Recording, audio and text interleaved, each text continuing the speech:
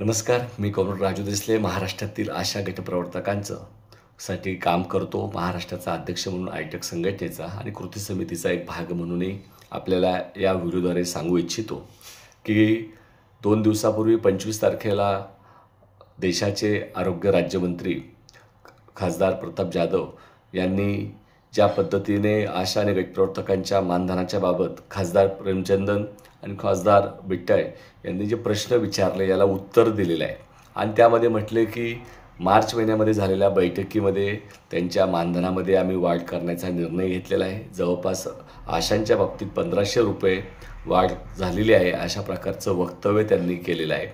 परंतु गटप्रवर्तकांच्या बाबतीत त्यामध्ये एक शब्दही नाही. याचा आम्ही निषेध व्यक्त करतो. आशांच्या बाबतीत जे काही मानधन वाढच्या संदर्भात त्यांनी इन्सेंटिव्हमध्ये जी वाढ केलेली आहे याबाबत काही प्रमाणात केलेले त्याचं आम्ही स्वागत करत असताना मात्र आपण समाधानी नाही. या देशामध्ये 8 लाखावर आशा काम करतायत. जवळपास 30,000च्या आसपास गटप्रवर्तक काम करतायत. 2018 पासून कोणत्याच प्रकारची मोबदला वाढ केंद्र सरकारने केलेली नाही. या संदर्भात डिसेंबर महिन्यामध्ये मी स्वतः राष्ट्रीय आपल्या आरोग्य अभियानाच्या उपसचिव आरोग्य विभागाच्या उपसचिवांची भेट घेतली होती. त्यावेळेससुद्धा आम्हाला सांगण्यात आलं की आम्ही चांगल्या प्रकारे वाढ गटप्रवर्तक आणि आशांच्या याच्यामध्ये करणार आहोत. ते शब्द पाळला गेलेला नाही आणि ज्या पद्धतीने ज्या घोषणा केल्या आहेत की 1500 रुपयाच्या आसपास आशांना मोबदला वाढ मिळणार आहे, 7 वर्षानंतर होणारी वाढ ही अतिशय अल्प आहे. याचा आम्ही निषेध करतो आणि गटप्रवर्तकांचा समावेश त्याच्यामध्ये काही नाही या गोष्टीचा सुद्धा आम्ही त्याचा निषेध करत आहोत. कारण गटप्रवर्तक हा एक महत्त्वाचा आरोग्य अभियानाचा महत्त्वाचा भाग आहे.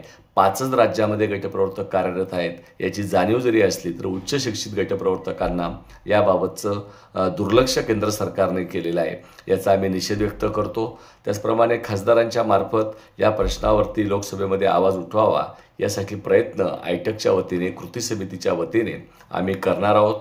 त्याचप्रमाणे जी आपली मूळ मागणी आहे की आशा आणि गटप्रवर्तकांना केंद्र सरकारने जे लाभ द्यायला पाहिजेत त्यामध्ये त्यांना पेन्शनचा मुद्दा असेल, बाळंतपणाची रजेचा प्रश्न असेल, त्याचप्रमाणे सामाजिक सुरक्षितेचा प्रश्न असेल, या प्रश्नांच्या बाबत एक शब्दही त्याच्यामध्ये उल्लेख नाही.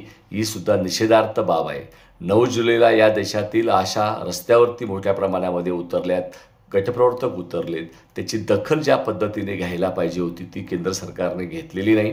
म्हणून यापुढच्या काळामध्ये गटप्रवर्तक आशा केंद्र सरकारच्या विरोधात तीव्र आंदोलन करण्यासंदर्भात देशपातळीवर सुद्धा आयटकच्या फेडरेशनच्या वतीने सहजप्रमाणे राज्यातल्या फेडरेशनच्या वतीने कृती समितीच्या वतीने आयटकच्या वतीने आम्ही जोरदार आंदोलन करून सरकारला गटप्रवर्तकांवर झालेला अन्याय त्याचप्रमाणे जी काही तुटपुंजी अशी मोबदला वाढ आशांच्या बाबत झालेली आहे ते आम्हाला मान्य नाही.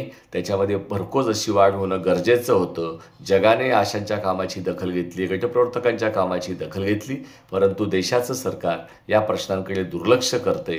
याचा आम्ही निषेध करतो. सातत्याने दिल्लीमध्ये पाठपुरावा करण्याचं काम सर्व संघटना सर्व केंद्रीय कामगार संघटना आपापल्या पातळीवर करतायत, परंतु याची दखल ज्या पद्धतीने घ्यायला पाहिजे होती ती घेतलेली नाही. म्हणून येणाऱ्या काळात केंद्र सरकारच्या विरोधातला संघर्ष हा अटळ आहे.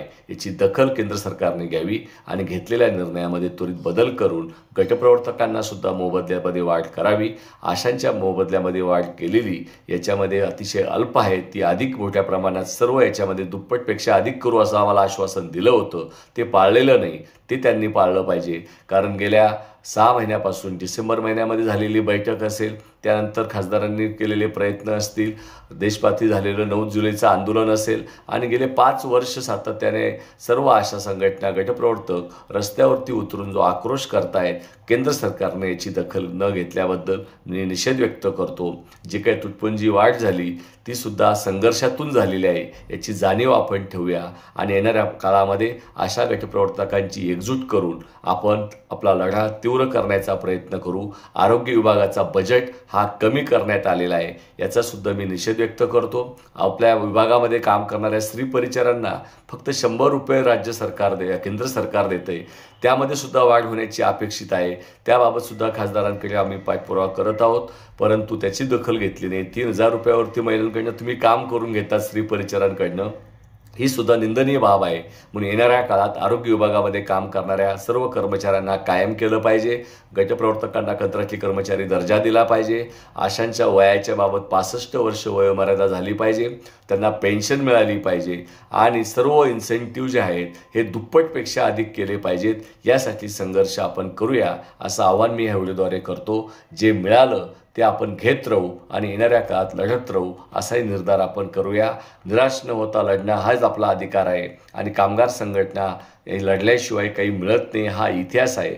म्हणून आपण येणाऱ्या काळात अधिक भक्कम एकजूट करून आशा आणि गटप्रवर्तकचा लढा हा दिल्लीच्या पातळीवरती लढण्याचा प्रयत्न करूया. गटप्रवर्तकांना कंत्राटीकरणाचा प्रस्ताव राज्य सरकारने केंद्राला पाठवलेला आहे. त्याच्यावरती निर्णय होत नाही. म्हणून त्यासाठी सुद्धा येणाऱ्या काळात अधिक पाठपुरावा करण्याचं प्रयत्न कृती समिती आणि आशा संघटना, गटप्रवर्तक संघटना, आयटकच्या वतीने आम्ही करू इतकंच या ठिकाणी सांगतो. थांबतो. धन्यवाद. आशा गटप्रवर्तक एकजूट जिंदाबाद. कृती समिती आयटक जिंदाबाद. धन्यवाद.